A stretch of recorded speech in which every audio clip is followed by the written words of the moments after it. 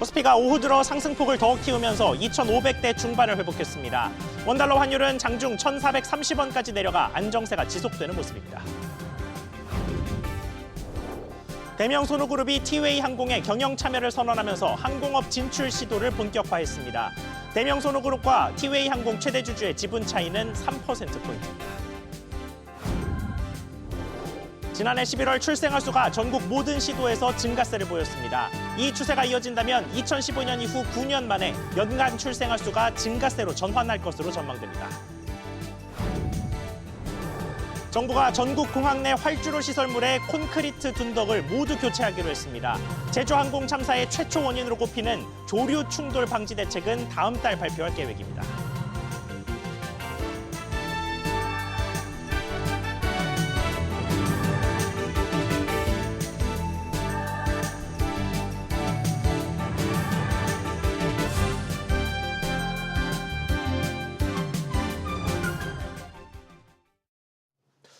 여러분 안녕하십니까? 뉴스 시작하겠습니다. 개장과 함께 오르던 코스피가 점심 이후에는 상승폭을 더 키우고 있습니다.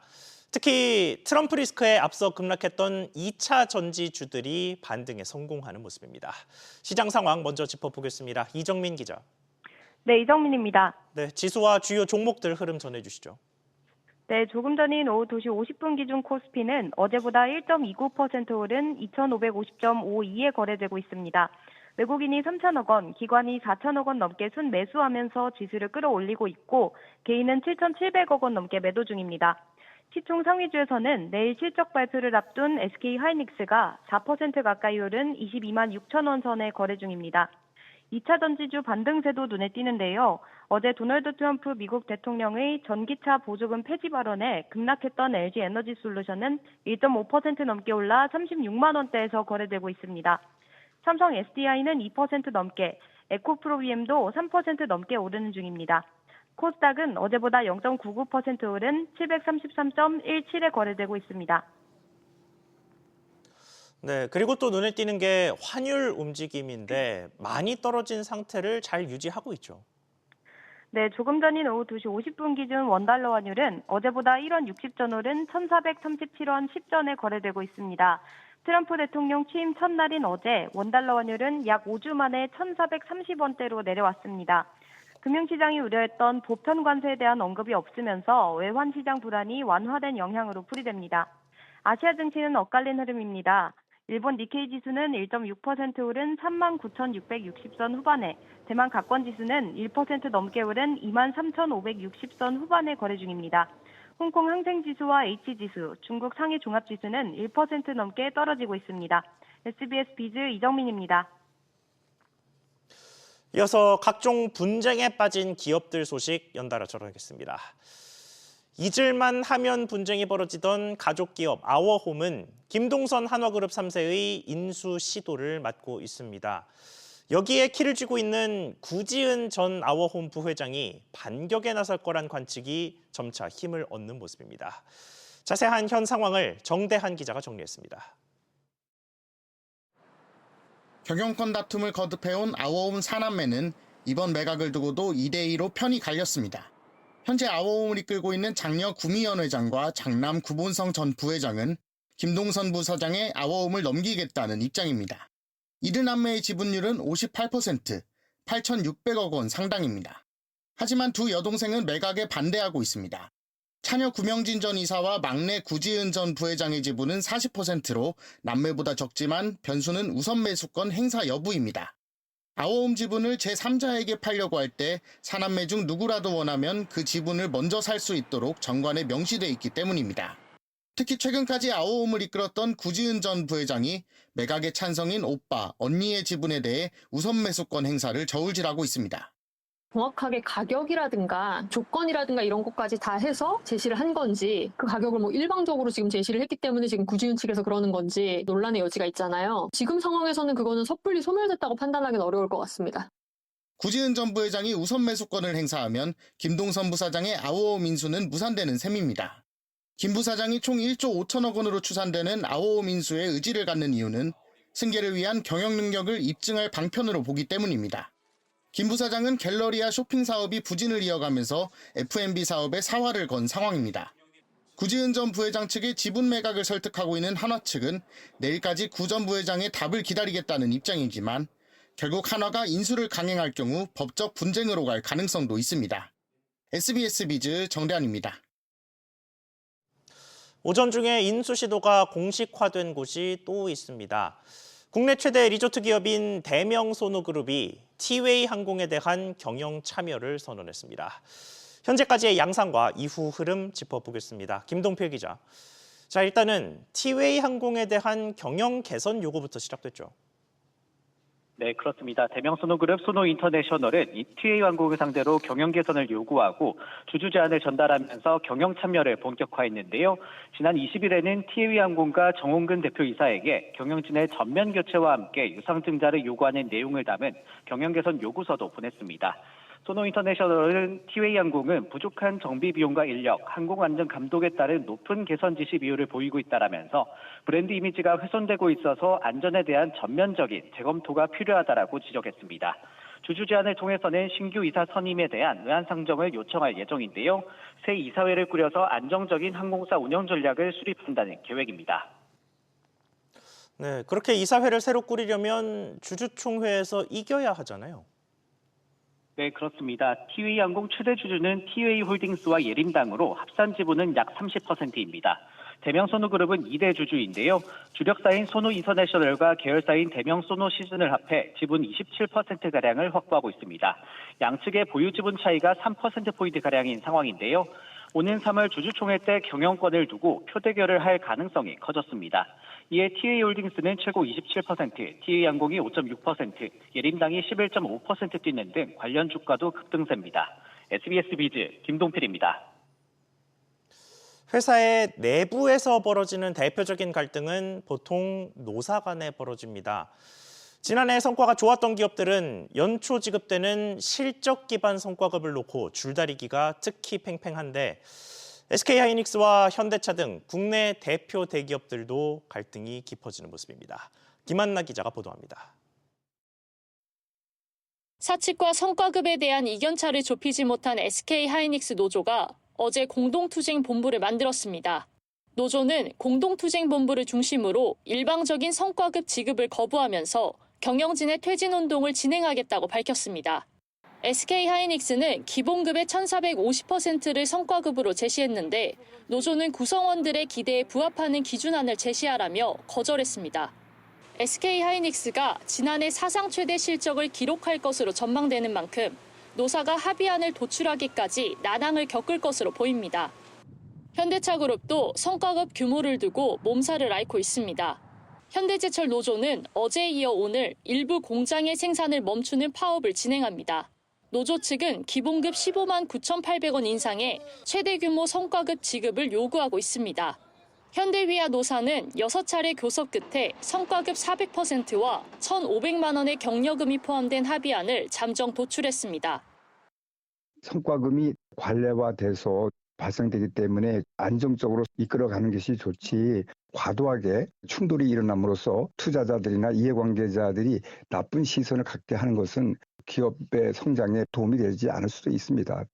성과급에 대한 노사 간 입장차가 커 합의점을 찾기 어려운 가운데 기업의 시름이 깊어질 전망입니다. SBS 비즈 김한나입니다. 반대로 성과가 나빴던 기업들은 몸집과 비용을 줄이는 구조조정에 나서면서 역시나 갈등이 벌어집니다. 지난해부터 고강도 구조조정을 벌이던 KT에서 급기야 직원 1명이 사망하는 안타까운 사고가 벌어졌습니다. 안지혜 기자, 안타까운 일이 벌어졌는데 상황이 어떻게 된 겁니까? KT 새노조에 따르면 어제 새벽 40대 남성 직원 A씨가 스스로 목숨을 끊은 걸 경찰이 발견했습니다. A씨가 남긴 것으로 추정되는 유서에는 이런 말도 안 되는 교육을 받으면서 자괴감이 든다. 또 회사를 위해 열심히 살아온 사람을 이런 식으로 대해서는 안 된다는 등의 내용이 담겨 있었는데요. 기술 직군이었던 A씨는 지난해 회사 측의 자회사 배치를 거부한 이후 최근 영업부서인 토탈 영업 태스크포스로 발령받은 후 직군 전환을 위한 교육을 받는 과정에서 극심한 스트레스를 호소했던 것으로 알려졌습니다. 토탈 영업 TF는 KT가 지난해 11월 인력 구조 조정을 진행하면서 희망퇴직이나 자회사 전출 대신 잔류를 택한 직원들을 재배치하기 위해서 새롭게 만든 조직입니다. 타부서로 이동 금지, 또 1년 단위 근무지 순환 등이 특징입니다.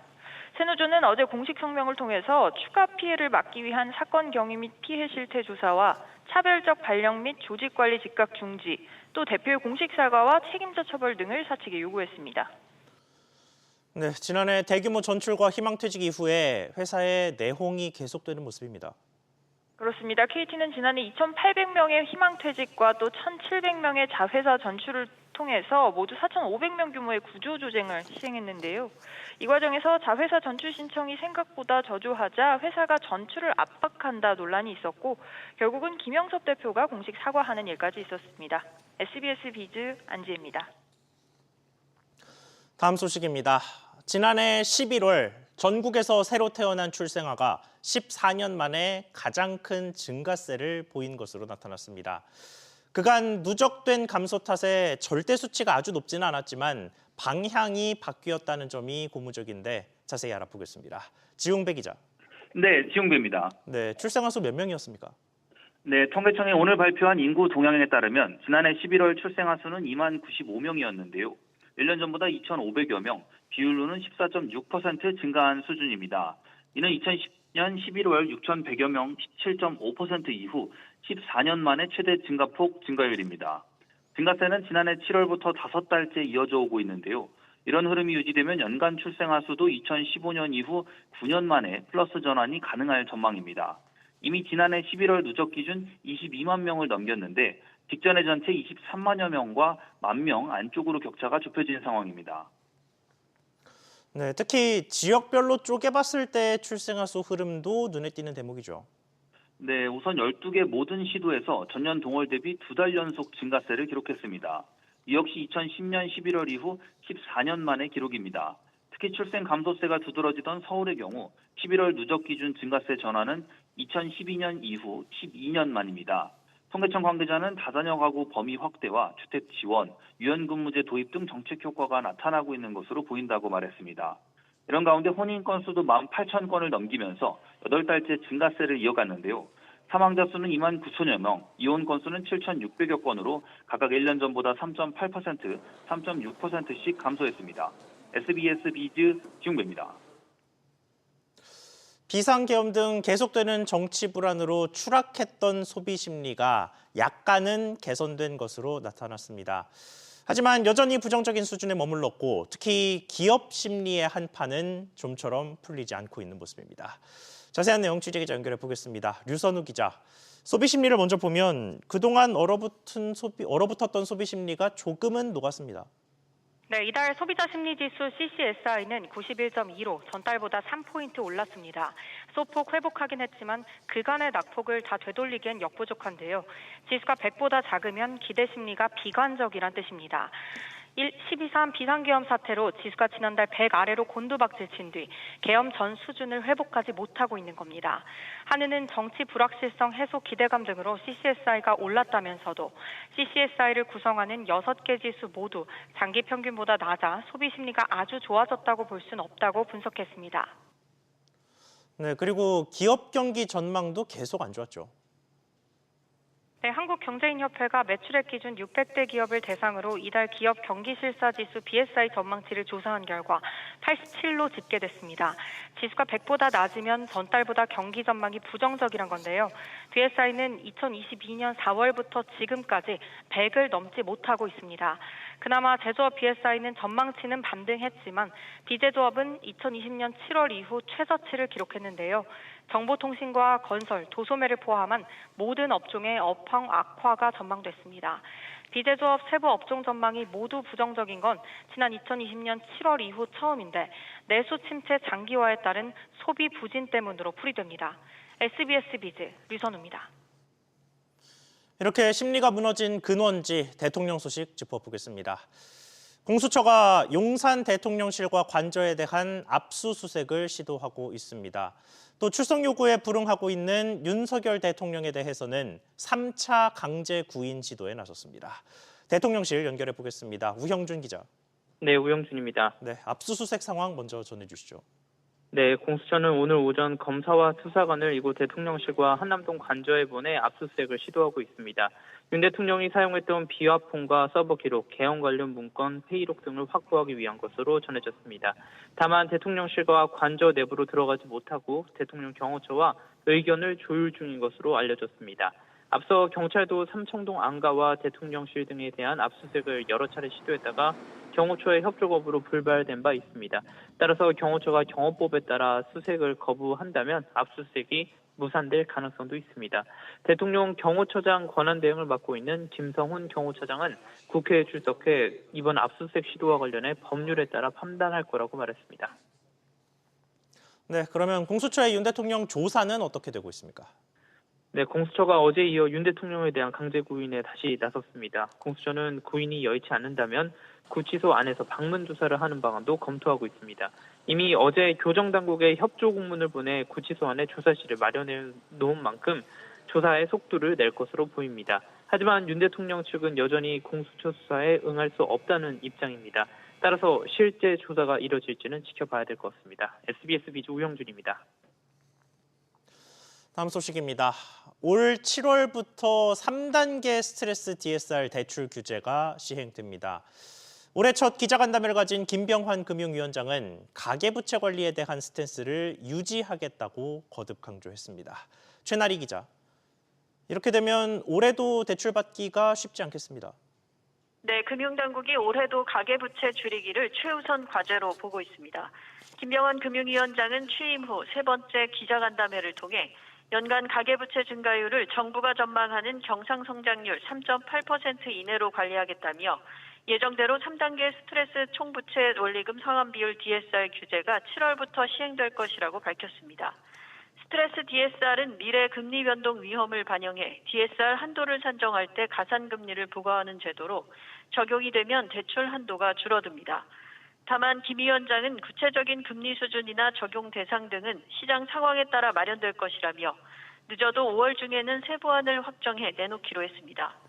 앞서 금융당국은 지난해 9월 초 2단계 스트레스 DSR 시행 시 수도권 주담대에 한해서만 더 높은 가산금리를 적용한 바 있는데요. 김 위원장은 지방 부동산에 대한 걱정들이 있다며 지방은행의 가계대출 증가율은 조금 더 탄력적으로 협의를 해 나갈 것이라고 말했습니다. 내부관리 DSR을 활용하도록 지도 감독을 해 나가되 대출 대상과 심사 등을 은행 자율에 맡기는 원칙은 이어갑니다. 네, 이자 부담과 관련해서 금리에 대한 언급도 있었습니까?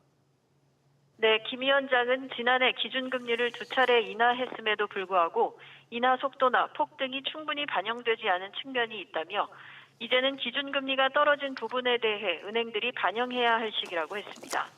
올해 50조 원 이상의 정책금융 공급 규모와 관련해 국토교통부와 이견이 있다는 지적에는 가계대출 전체를 관리해야 하는 당국 입장에선 속도를 관리해야 하는 측면도 있다고 설명했습니다. SBS 비즈 최나리입니다. 공공택지 민간 분양주택의 갑작스러운 사업 취소로 내 집 마련 기회를 잃은 이들에 대한 구제책이 나왔습니다.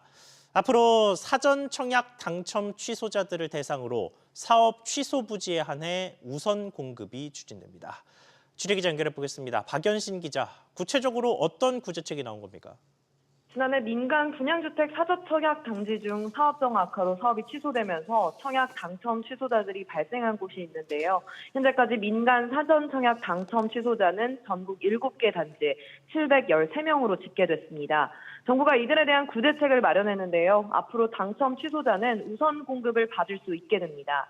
사업 취소 부지에 후속 사업자가 아파트를 지을 경우 당첨 취소자들은 해당 아파트에 우선적으로 입주할 수 있는 입주권을 얻게 된다는 건데요. 다만 분양가는 첫 청약 당첨 때와 달라질 수 있습니다. 또 사업 취소분과 동일하거나 유사한 면적에 지원해야 합니다. 주택수 유지와 거주기간 충족, 청약 통장 보유 등 의무는 사전 청약과 동일하게 적용됩니다. 그렇다면 어떤 방법으로 이들에 대한 우선권을 마련하겠다는 겁니까? 한국토지주택공사 LH는 사업 취소 부지를 재매각할 때 당첨 취소자 세대수만큼 별도로 물량을 배정하도록 조건을 부과할 방침인데요. 사업 지원을 최소화하기 위해 단지별로 별도의 인센티브 방안을 마련할 계획이라고 설명했습니다. 현재 사전 청약 취소 사업장 중 민간 사업자를 다시 선정하는 곳들이 있는데요. 이들 4개 단지에 대해서는 올해 1분기 중 토지 재매각 공고를 실시한 뒤 후속 사업자가 입주자 모집 시 당첨 취소자들을 우선적으로 선정하게 할 방침입니다.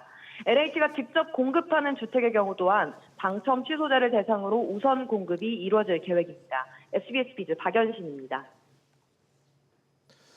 현대차증권이 4년여 전에 환매 중단된 무역금융펀드에 대해 최근 배상 결정을 내렸습니다. 그런데 일찌감치 배상에 나선 다른 증권사들과 비교했을 때는 늑장 배상이라는 논란이 제기되고 있는데요. 심지어는 배상을 아예 못 받게 되는 고객들도 있어서 갈등의 불씨가 이어질 전망입니다. 단독 취재한 박규준 기자 연결해 보겠습니다. 박규준 기자, 현대차증권 배상 소식 자세히 전해주시죠. 네, 현대차증권은 최근 이 피델리스 무역금융 사모펀드 환매 중단으로 손실을 입은 투자자에게 투자금 일부를 배상해주기로 확정했습니다. 사적 화해 방식의 배상인데요. 증권사가 고객별로 배상 비율을 결정해서 안내하고 개별적으로 합의하는 식으로 이루어집니다. 현대차증권은 2019년부터 이 상품을 276억 5천만 원치 팔았고 환매 중단은 2020년 10월과 12월 만기 때 벌어졌습니다. 이번 사적 화해로 투자금 대비 배상 비율은 2021년 11월에 무이자 대출로 이미 지급한 50%를 합쳐서 60에서 80% 선 안팎이 될 것으로 보입니다. 회사 관계자는 고객의 4분의 3 이상은 동의한 것으로 안다고 설명했습니다. 회사는 이 펀드에 대한 불완전 판매로 2023년 7월에 금융당국으로부터 기관경고 징계를 받은 바도 있습니다. 불완전 판매가 드러났는데도 환매 중단 4년 만에 배상한 거면 너무 늦은 것 아닙니까? 네, 그렇게 볼 수 있을 것 같습니다. 동일한 펀드를 판매한 다른 증권사들은 2021년 또 그 이듬해에 배상을 마무리했습니다. 이 상품을 팔았던 이 한투증권은 2021년 6월에 판매액 233억 원 전액을 모든 가입 고객들한테 배상했고요. 신한투자증권도 판매액 약 100억 원을 그 이듬해 최대 80%를 전원 배상했습니다. 회사 관계자는 이 사적 화해 절차에 앞서서 2021년 11월에 선제적으로 가지급금 50%를 지급했고 지난해 신임 대표 취임 이후에 리스크 관리 차원에서 최근 사적 화해를 추진하게 됐다고 설명했습니다. 다만 현대차증권이 제시한 이 배상 비율에 동의하지 않고 있는 고객들도 있기 때문에 다툼은 계속될 걸로 보입니다. SBS 비즈 박규준입니다. 증권사 홈트레이딩 시스템 HTS를 통한 탄소 배출권 거래가 오는 11월로 연기됐습니다. 참여 대상자인 기관 투자자에 은행과 보험사 등이 포함되면서 거래 활성화가 기대됐지만 판이 실제로 커지기까지는 내년을 기약해야 하는 상황이 됐습니다. 단독 취재한 기자 연결해 보겠습니다. 엄하은 기자. 네, 엄하은입니다. 네, 탄소 배출권 거래 중개 시스템 개발이 더딘 모습입니다. 네, 환경부 금융투자업계 등에 따르면 상반기로 예정됐던 증권사 HTS를 통한 탄소 배출권 위탁 거래가 오는 11월로 미뤄졌습니다. 지난해 NH투자증권은 단독 시범 사업자로 선정되며 한국거래소와 환경부 등과 함께 탄소 배출권 거래 중개 시스템을 개발 중입니다. 세계기관의 조율과 테스트 기간 등의 시간이 소요되며 시스템 오픈 일정이 연기됐습니다. 환경부는 이 시스템을 개발해 새로운 시장 참여 대상자인 은행, 보험사, 자산운용사 등의 개발 소스를 공유할 계획이었습니다. 다음 달 7일부터 배출권 거래법 시행령 개정으로 시장 참여 대상자가 확대됨에 따른 조치였는데요. 위탁 거래 자체가 미뤄지면서 탄소 배출권 거래 활성화도 내년을 기약해야 하는 상황입니다. 네, 새롭게 시장 참여가 가능해진 기관 투자자들은 어쩌나요? 배출권 거래제 시행령 개정안에 따라 다음 달 7일부터 탄소 배출권 위탁 거래 시장에 은행과 보험사 등도 참여할 수 있게 됩니다. 해당 시스템 오픈이 늦어지다 보니 환경부는 한시적으로 새로운 기관 투자자들을 대상으로 한국거래소 등을 통한 탄소 배출권 직접 거래를 할 수 있게 풀어준다는 방침입니다. 다만 개인 투자자의 탄소 배출권 위탁 거래 전망은 더욱 불확실해졌습니다. 11월에 HTS를 오픈해도 개인의 현물 거래는 불가능하기 때문입니다. 지난해부터 개인의 경우 배출권 선물이나 ETF 등을 통한 시장 참여는 가능해진 상황인데요. 환경부는 배출권 현물 자체가 한정적이라 기관 참여자도 보유 한도를 정해놓고 움직여야 한다라면서 개인 현물 거래는 당장은 어렵다라고 밝혔습니다. SBS 비즈 엄하은입니다.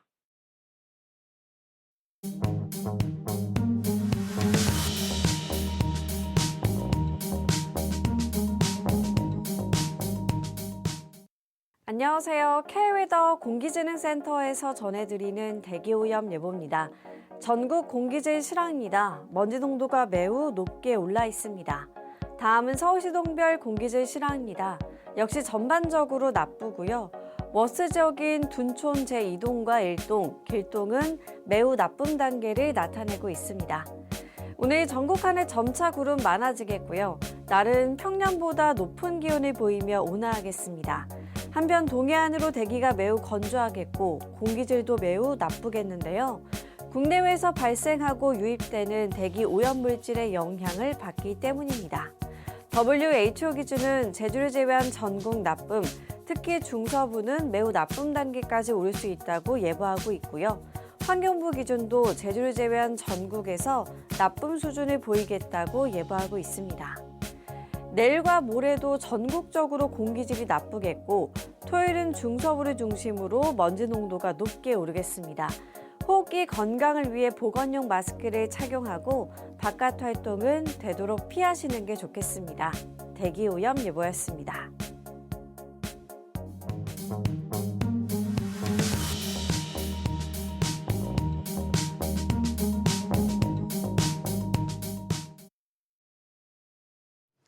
저희가 준비한 소식 여기까지입니다. 시청해주신 여러분 고맙습니다.